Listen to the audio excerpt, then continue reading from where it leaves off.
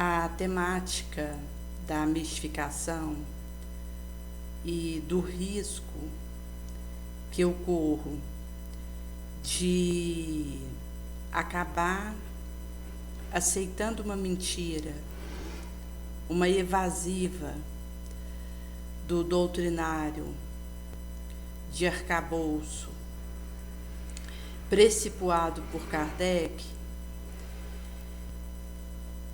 é um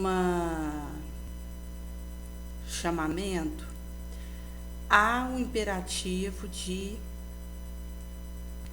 vigiar, orar e analisar pelo crivo da lógica, do bom senso, aquilo que emito e uma intuição que chega até mim, uma inspiração que, ao me alcançar, precisa ter um crivo para a análise e a ponderação. No Livro dos Médiuns, no tópico que vai falar de dissertação espírita, há algumas colocadas aqui no sequencial cujo conteúdo revela a preocupação do Espírito de Verdade de aclarar essa situação e de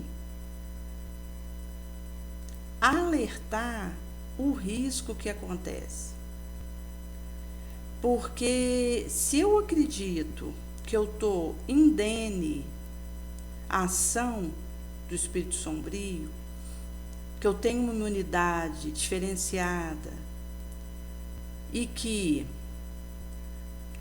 uma mistificação não corre risco comigo, já é indício de uma fascinação e uma arrogância que me cega e que per si já configura uma situação subjugadora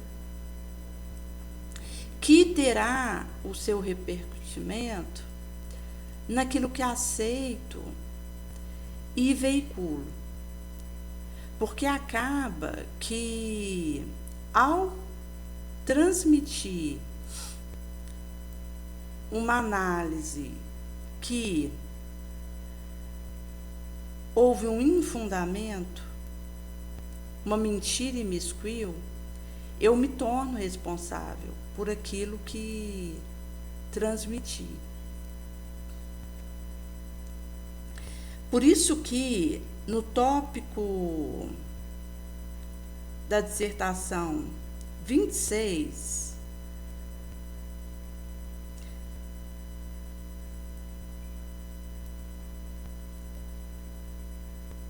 é falado um pouco sobre isso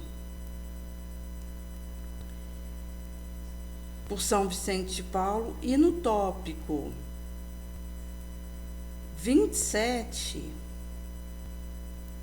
Erasto, discípulo de Paulo, vai aclarar uma ventilação da característica de um espírito que quer prevalecer, que quer ter o exclusivismo,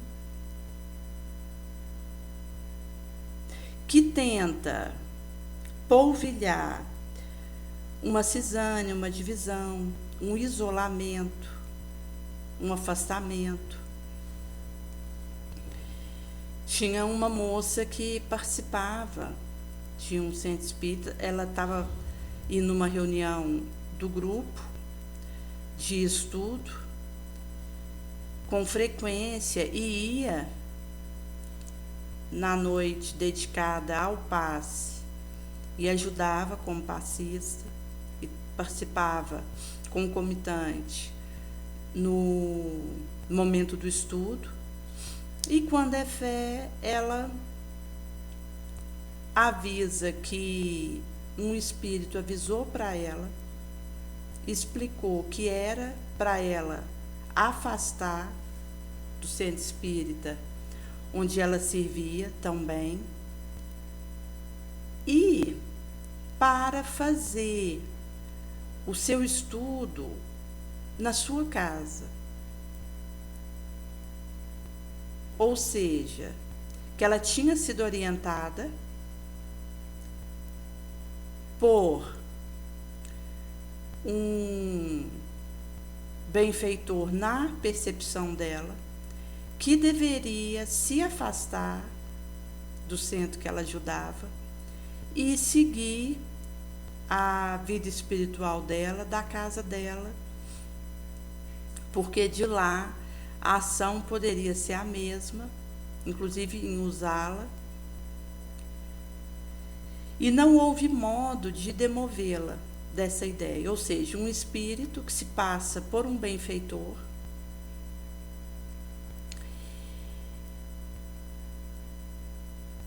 descerra um diálogo com ela e incita ela a quebrar a frequência, a reunião do centro espírita. E, no subsequente, ela para de ir. E mesmo tendo sido avisada, alertada do risco que é isso, porque é claro uma interferência fascinatória nisso, porque há esse estímulo à cisânia, que quase sempre, numa frequência diferenciada, vai ser um espírito orgulhoso, vaidoso,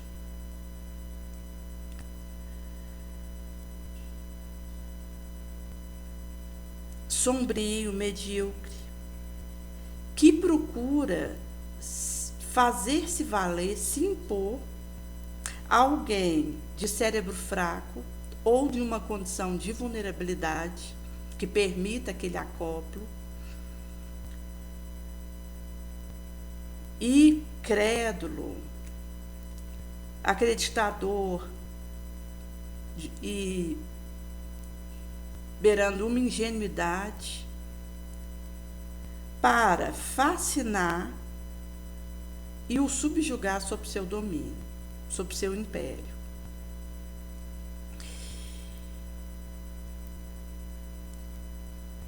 Acontece ser espírito faminto, esfomeado de poder, de soberania, que déspota, tirana, no privado, particular ou público, no fluxo. Quando vivo, ao passar pelo descerro, continua se esforçando para ter alguém vítima na sua teia, para se impor, tiranizar, usurpar. E aqui, Erasto ele segue alertando para desconfiar e ter cuidado com comunicação mística, de imparidade, singularidade, ou que oriente, prescreva um ato, uma reunião, uma cerimônia esdrúxula, extravagante, como nesse caso. Quer dizer, é algo que foge ao bom senso. Eu ser orientada por um benfeitor a me isolar daquele centro que atuo, procuro ajudar. Porque quando eu tenho a ideia de que a verdade ela promana só de mim, de que eu tenho o privilégio da comunicação que procede, isso é uma fascinação gravíssima, que me coloca em conúbio com a entidade perigosa, tirana, que, em se aproveitando dessa fraqueza, dessa dobra minha a essa voz, a esse querer nefando, vai se instalar e ter campo para proliferar no meu psiquismo.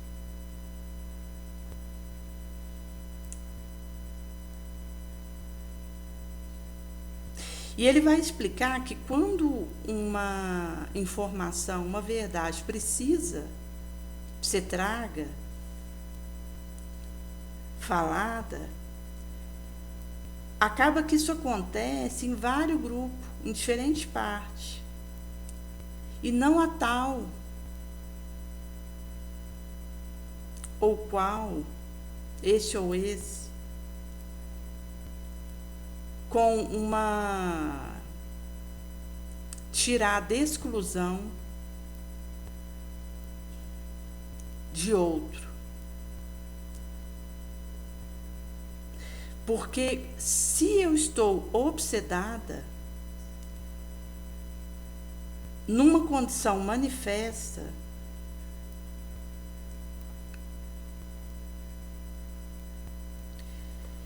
isso vai ficar claro pela minha ideia de que eu é que tenho aptidão e capacidade de receber a comunicação de determinado espírito. E que isso é um privilégio concedido a mim. Quer dizer, se eu acredito que esse diferencial é meu e que existe uma soberania da minha parte em termos de apanágio da verdade, então é fácil eu me isolar, porque acredito que a verdade está só comigo. Eu não preciso ir num centro espírita para ser orientada ali, para trocar ideia. Até porque quando acontece uma reunião no centro espírita, ali o benfeitor de cada qual troca informação com o outro. Então é um fermento rico e precioso de instrução que é dado ali, num grupo de estudo, seja um grupo mediúnico, porque mesmo o grupo de reunião mediúnica, existe orientação de ter uma parte para o estudo, dada a importância de dedicar ao estudo e à instrução, que é algo que foi aclarado pelo Cristo, no livro dos médiuns mesmo, quando ele diz para os espíritas se amar e se instruir. Quer dizer, o pão da instrução, esse pão espiritual, ele precisa verter no ambiente do espiritismo, da reunião, seja reunião mediúnica, seja uma reunião só de estudo, mas mesmo na reunião mediúnica precisa priorizar o estudo, porque o estudo vem antes do fenômeno. Ainda mais nesse momento que nós vivemos, em que prevalece a era do pensamento, e isso se expressa em que uma informação que é dada aqui pode chegar ao mesmo tempo na China. Não existe uma barreira para chegar uma palavra, uma postagem. É instantâneo. Isso mostra como que esse momento ele precisa despertar para a necessidade do espírita estudar e instruir, para ser junto com a sua melhoria moral, um instrumento fiel na mão do benfeitor. Porque imperfeitos nós somos, e eles sabem disso. Falando por mim como espírito inferior, da minha limitação, da minha vulnerabilidade, do meu dolo.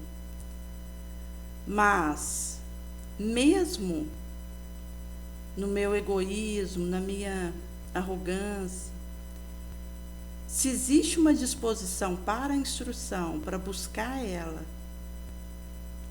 para aprender e para vencer a minha má inclinação, para ascender sobre a minha sombra e procurar, sem solução de continuidade, a minha melhora como espírito moral, isso facilita a conexão do Cristo comigo para o trabalho útil.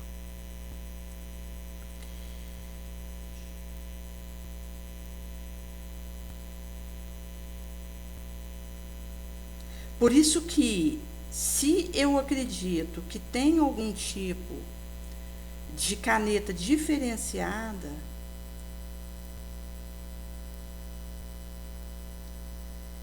e que via uma prática supersticiosa que raia a contradição, a suspeição, a obnubilação, a confusão, isso vai indicar o guante, o defraudo, de uma obsessão, principalmente se o espírito se pavoneia e apresenta com um nome que deveria ser honrado.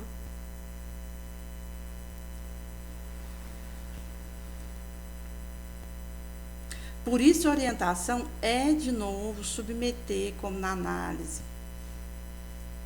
que é dada aqui no Livro dos Médiuns, na parte de identidade dos espíritos,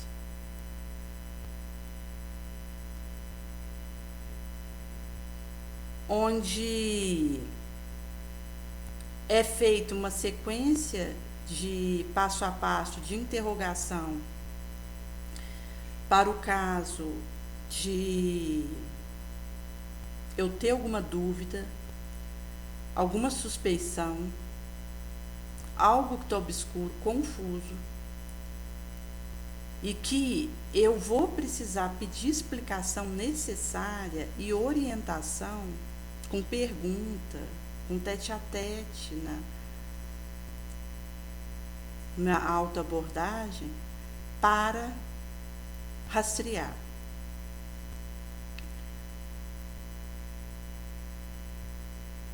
Por isso que, quando se trata de uma comunicação, é preciso uma análise, um exame escrupuloso, sensato, perscrutar, avaliar o pensamento, a vibração, o que é expresso, colocado. E é preciso rejeitar, romper, sem melindre, sem hesitação, com tudo aquilo que peque, vá na contramão da lógica, do tirocínio, do bom senso, da sabedoria.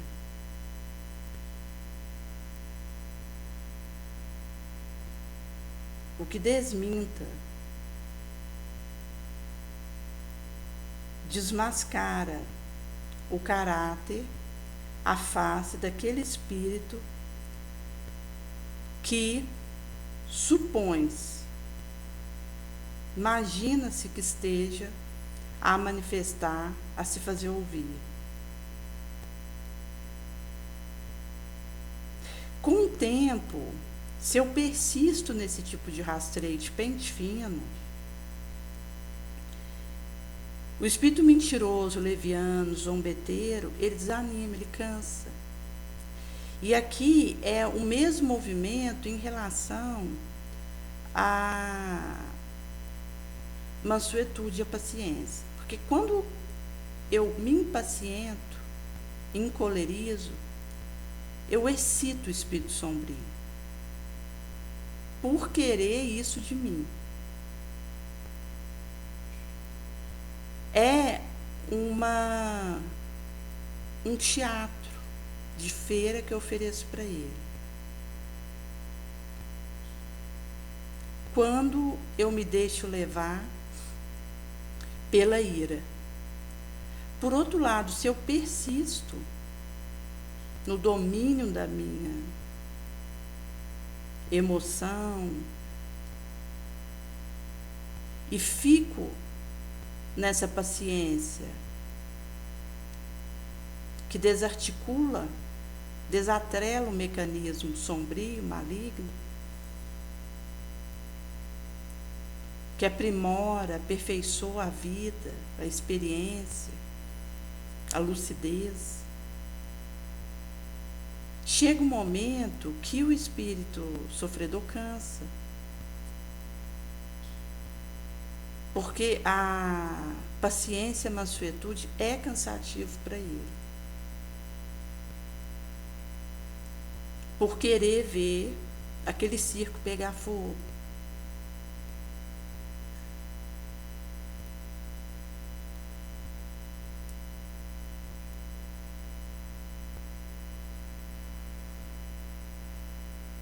Por isso que a crítica rigorosa em relação àquilo que eu faço, àquilo que eu sou, precisa ser aprimorada, porque é a única maneira de desmascarar uma comunicação indevida.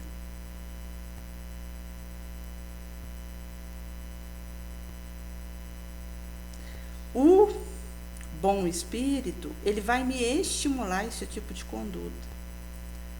Porque para ele, a minha perquisição, o meu questionamento, a minha análise, não ameaça.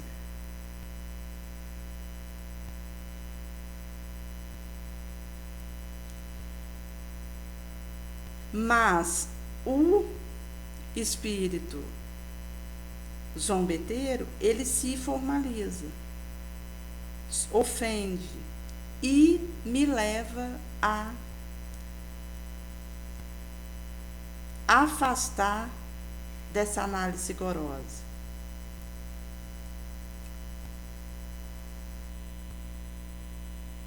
Porque sabe que isso o ameaça. Ele viria a ser descoberto se eu sou bem-sucedida numa análise criteriosa de uma comunicação,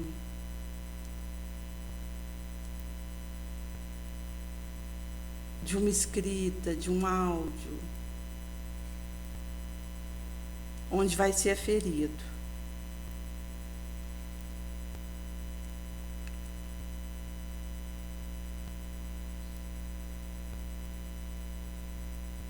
Por isso que é preciso colocar na balança, analisar, meditar,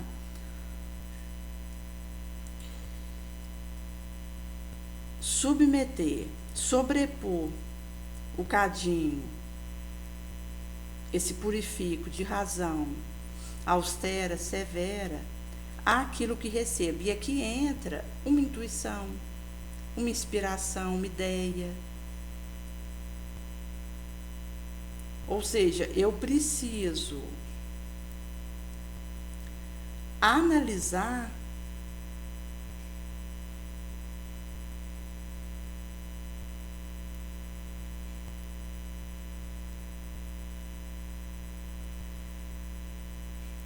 despida de paixão a situação. Porque quando é feito uma análise sobre algo em que eu preciso extrair a verdade dali, eliminar uma mentira, aguardar mais um pouco, se foi essa a ponderação em relação à publicação, seja de uma mensagem escrita, seja de uma palestra, seja de uma nota.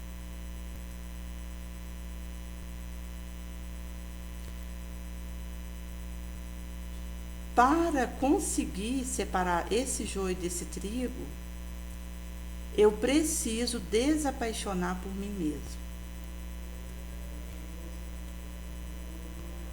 Tirar de mim ideia própria, do meu âmbito material, rasteiro, e preciso ter esse prato na mesa, essa honestidade, do face a face, do rente-rente, porque a austeridade comigo mesma me ajuda a acolher o que vier, sem melindre. E nisso, de novo, a humildade me ajuda.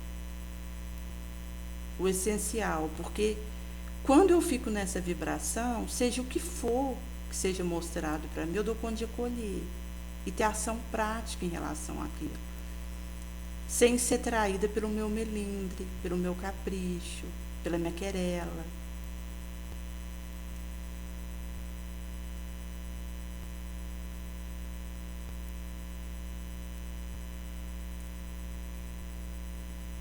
E aí é possível diferenciar um espírito nobre de um espírito leviano, mistificador. Um outro aspecto que é sine qua non é a hipertrofia do personalismo, que aí a gente volta na vaidade, no orgulho, porque essa hipertrofia do meu ego, e aqui entra o risco de não se proteger adequadamente em relação ao elogio, quer dizer, antes a crítica desonesta do que o elogio farto. É preciso que eu me proteja contra esse confete fácil, onde agradeço o estímulo para seguir, porventura vem, mas me imunizo moralmente contra uma bajulação, um elogio a esmo que só prejudica o meu esforço. Que hipertrofia um personalismo que é fascinador.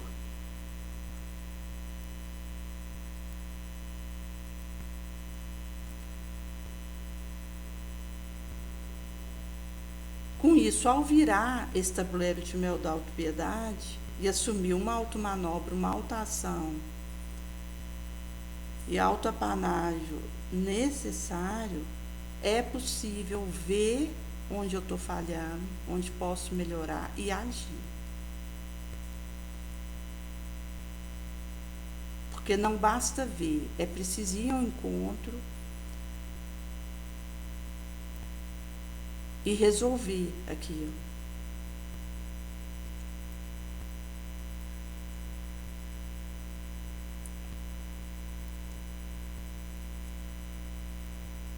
E aí é possível discernir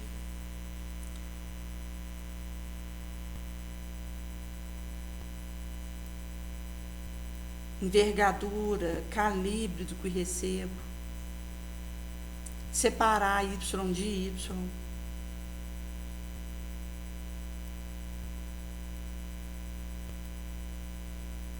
E aí eu consigo, no trabalho que a bem de mim mesma preciso realizar, ficar na vibração da simplicidade.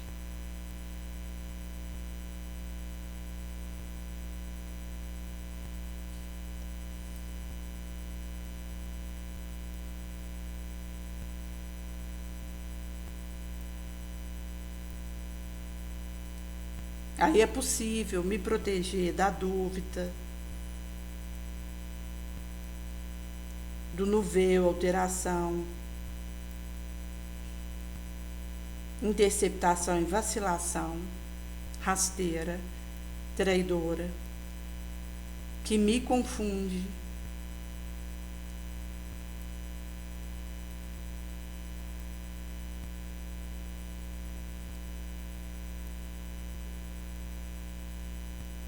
E é um chamamento para apagar a fogueira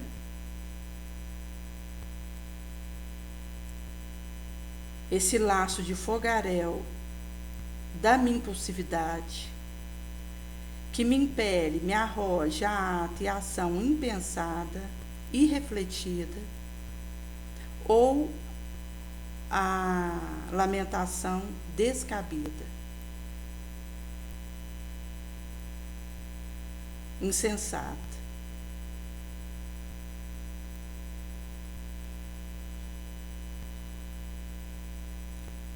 Por isso que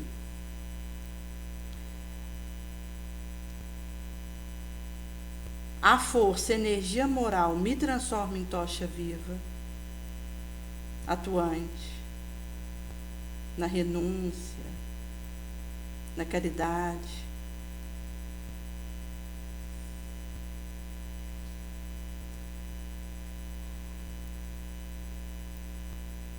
Que é esse pavio, essa cera do amor cristão, esse azeite, esse óleo da boa vontade, cristalina, pura.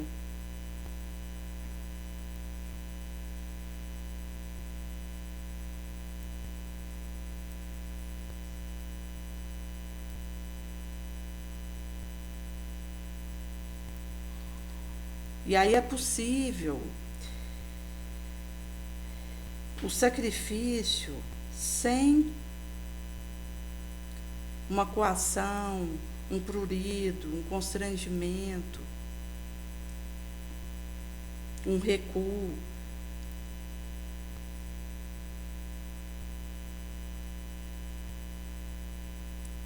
E Emmanuel vai dizer no livro O Consolador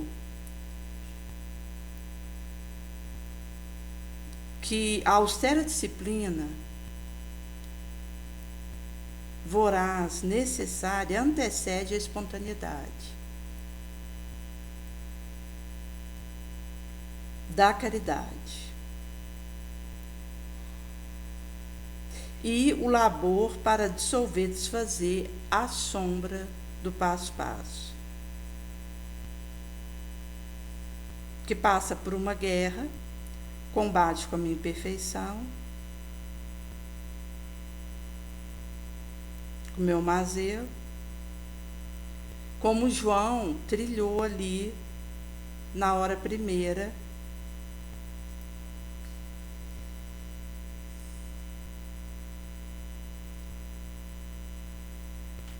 o João Batista.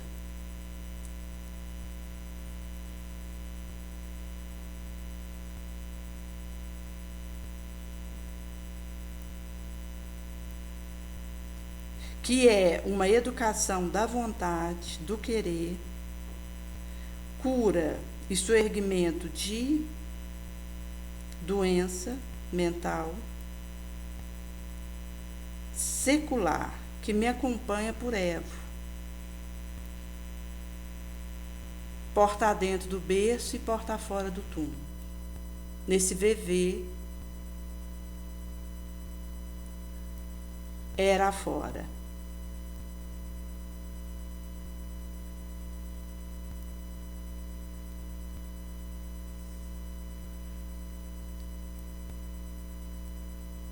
Por isso que o rude, áspero aprendizado, ele me capacita a um voo mais alto.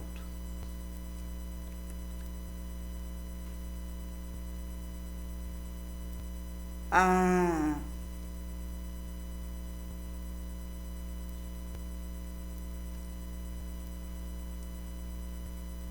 procurar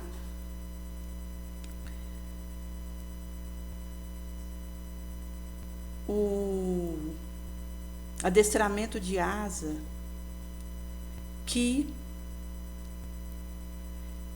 é uma experiência de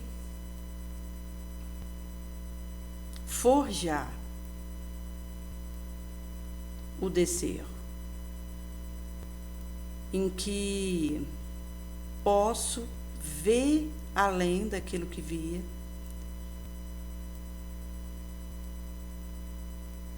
e nessa faina, em busca da possibilidade de vitória sobre mim mesma, que até então desconhecia, e da reverberação disso no serviço prático, nobre.